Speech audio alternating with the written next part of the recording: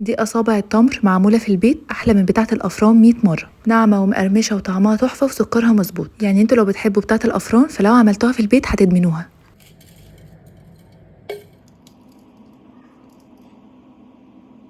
ده نص كيلو من الدقيق، يعني 3 كوبايات ونص من الكوبايات المعيارية، عليه رشة من الملح و3 معالق كبيرة من السكر البودر، معلقة صغيرة من بيكنج باودر تاج الملوك، باكت من فانيليا تاج الملوك. هقلب المكونات الجافة مع بعض وبعدين هنزل بكوباية من السمنة على زيت، التلات ارباع سمنة وربع زيت، وانا عاملاها بالسمنة الفلاحي فكانت طعمها تحفة. وهشرب الدقيق كويس جدا بالمادة الدهنية وبعدين انزل بالحليب. دي كوباية من الحليب الدافي، هحط كده شوية بشوية لحد ما العجينة تلم معايا وتكون مش بتشقق.